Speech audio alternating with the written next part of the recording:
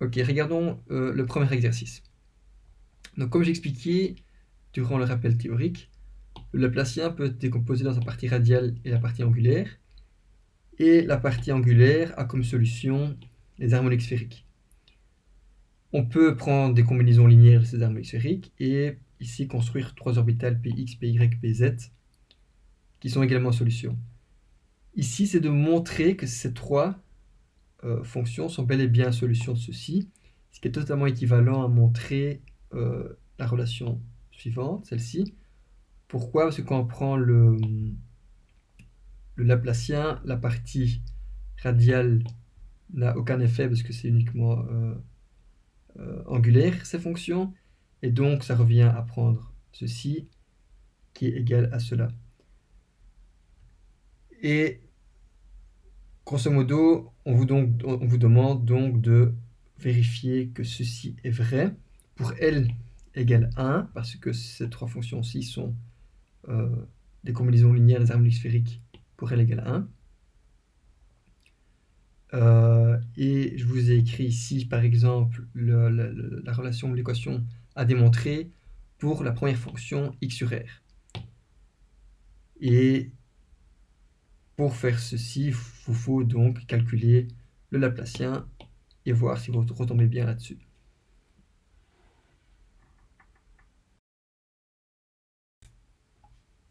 Ok, passons à la solution.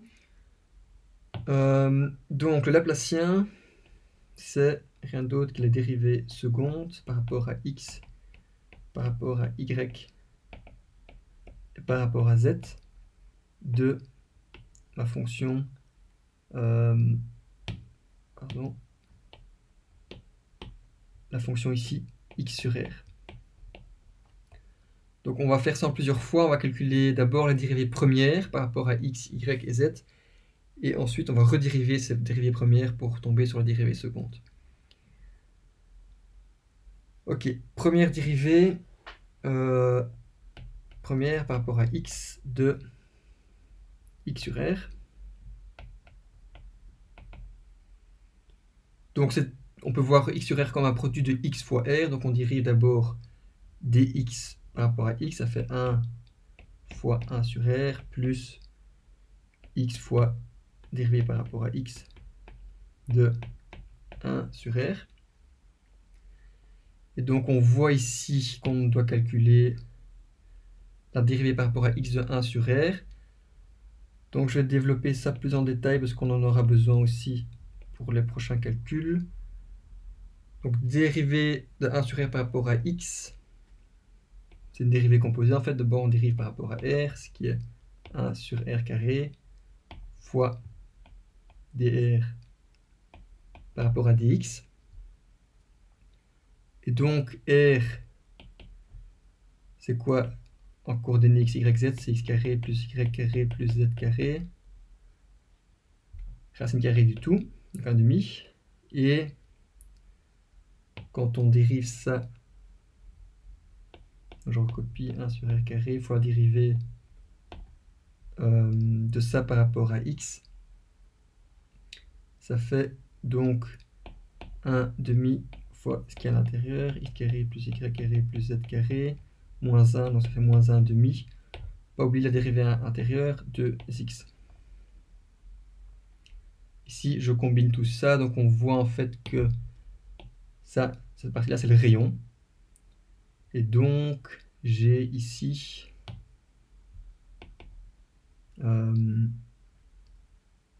moins, parce que ce de là et ce de là, donc ça fait moins x sur r cube, parce qu'ici j'ai, comme je viens de dire, 1 sur r.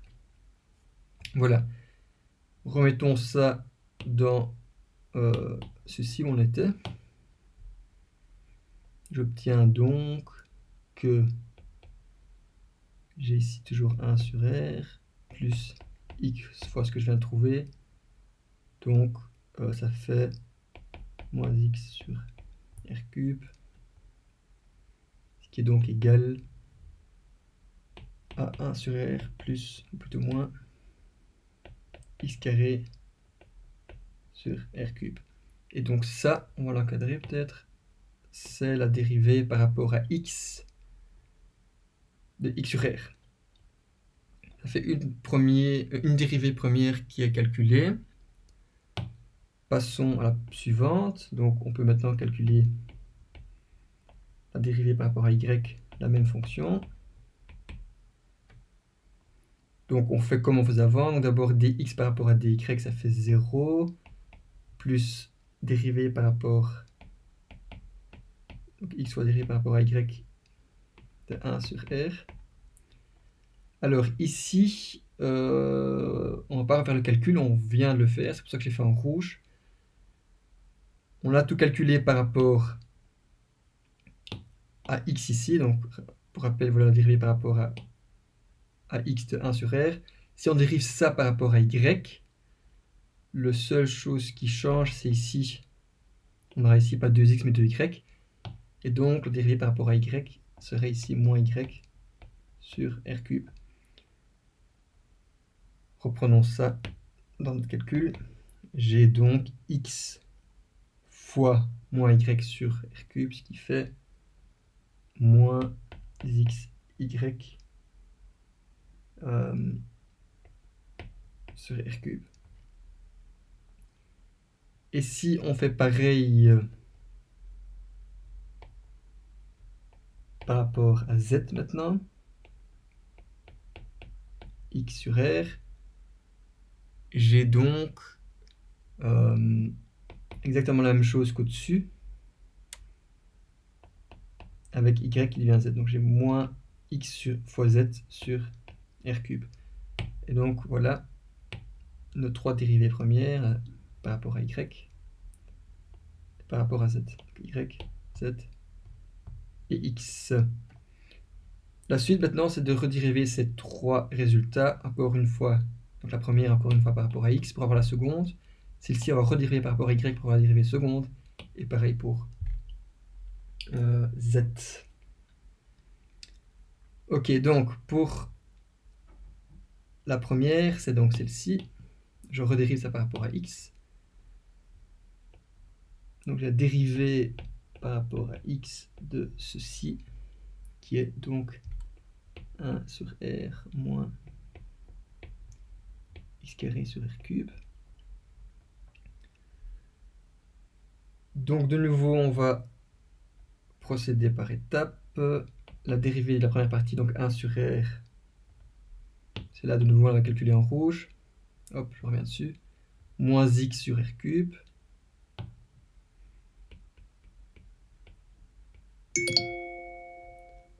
Et après, on a donc la dérivée de x carré sur r cube par rapport à x, qu'on va faire en deux fois.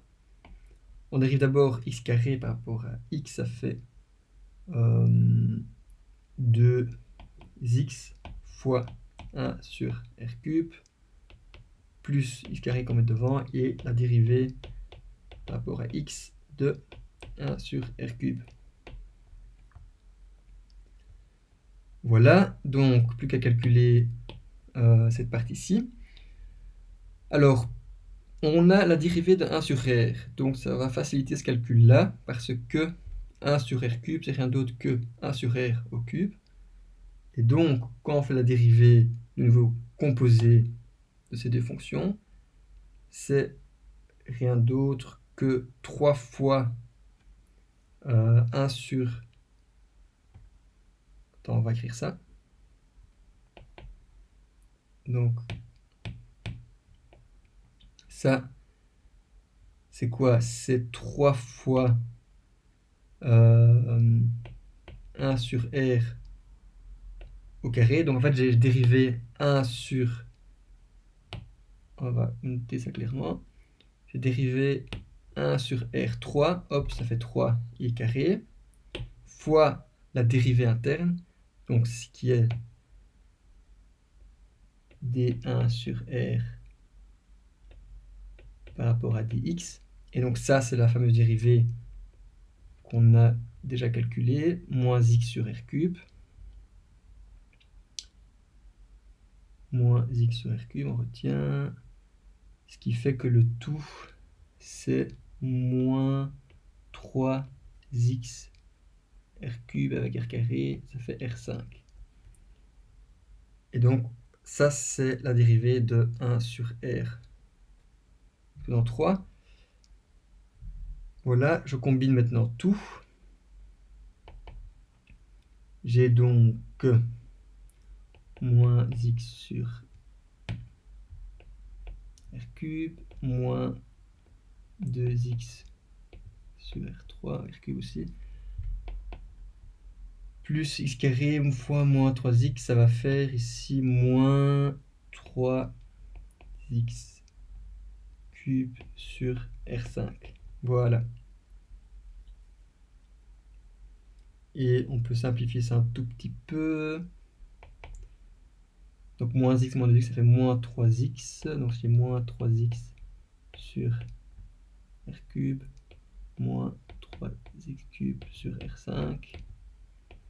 Et donc on va mettre moins 3x sur r cube en évidence, parce que ça fait ici du coup moins 1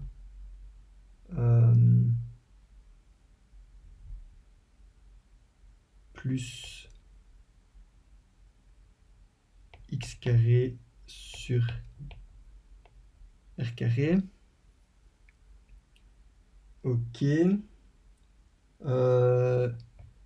Juste une petite erreur de signe, je vois. Ok, il faut faire attention. Donc ici, j'ai un moins devant, j'avais un moins dans la dérivée, donc moins moins fait plus. J'ai envie de corriger ça. J'ai ici moins moins plus, plus.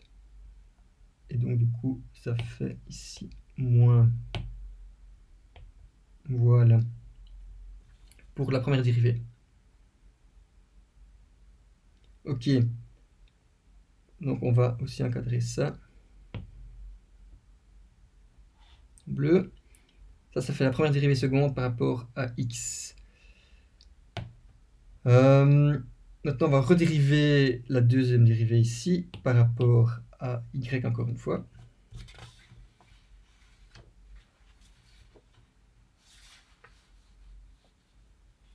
Ce qui fait donc la dérivée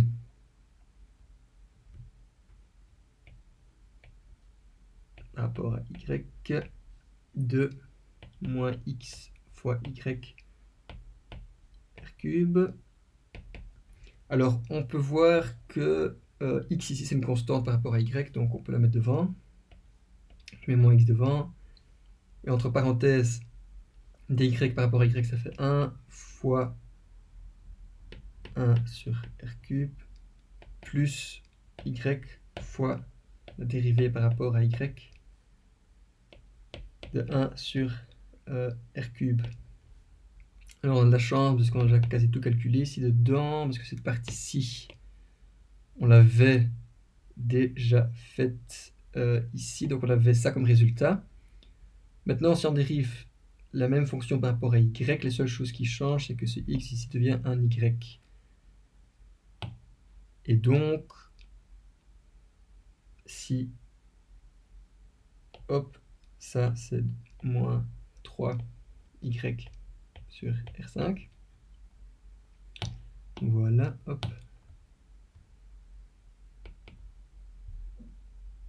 On va réécrire tout ça, ça fait moins x, et en fait moins x sur r cube, on peut mettre en évidence. J'ai 1 pour le premier, et ensuite pour le deuxième, pas oublier le moins ici. 3y carré sur r carré. Voilà, donc ça c'est la dérivée hop, par rapport à y, donc dérivée seconde par rapport à y de x sur r. Et maintenant, dernière étape, c'est la dérivée par rapport à z, la première dérivée par rapport à z. Et en fait, c'est totalement similaire à ce qu'on vient de faire ici. Donc ces deux dérivées chaque fois par rapport à y et z se comportent de la même façon. Et pour ça, on peut juste recopier le résultat. Donc si je dérive par rapport à z ce que j'avais là avant, donc moins xz sur r cube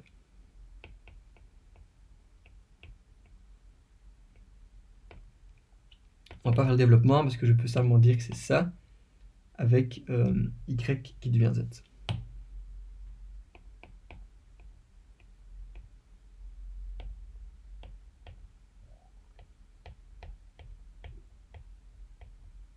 Voilà.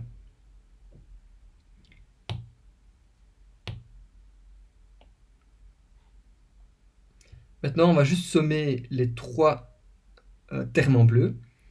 Parce que la première, c'est la dérivée seconde par rapport à x, deuxième dérivée seconde par rapport à y, la dernière dérivée seconde par rapport à z. Et donc, quand on somme les trois, j'ai le Laplacien.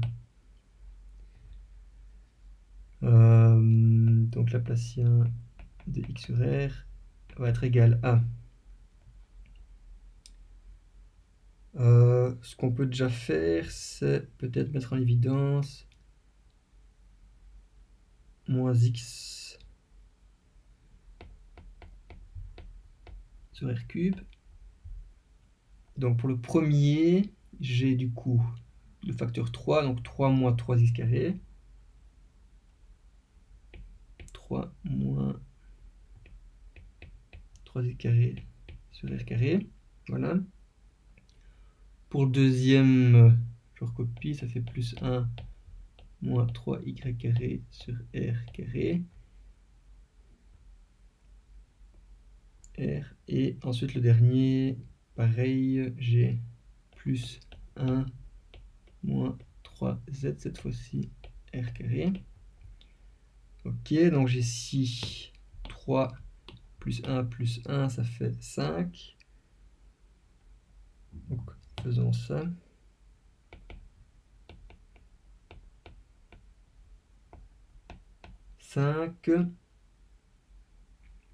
Et après, j'ai moins 3 que je mets en évidence. J'ai une fois x carré. Ensuite, une fois plus y carré, une fois plus z carré. Le tout sur r carré. Voilà. On voit maintenant que tout ça, en fait, c'est r carré. Donc, en fait, ici, j'ai rien d'autre que r carré sur r carré. Ça fait 1. Donc, j'ai 5 moins 3, ça fait 2. Et ceci simplifie donc en étant moins 2x sur r cube. Alors maintenant, si on revient sur notre point de départ, on voulait montrer que c'était égal à ceci. Alors est-ce que c'est égal? Oui, parce que ici aussi j'ai moins 2x sur r cube. Je peux, pour que ce soit exactement égal, on peut tout simplement décomposer ceci en moins 2 sur r carré. Et ici, de nouveau, notre fonction de départ, x sur r. Voilà. C'est notre solution. Et on obtient bien l'égalité. Voilà, donc en fait là on a fait que la première, x sur r. Je ne vais pas passer sur les orbitales py et pz parce que le développement est strictement pareil. Il suffit de plus prendre x, mais y ou z comme variable ici, et tous les calculs sont similaires. Et vous obtiendrez également l'égalité pour chacune des orbitales.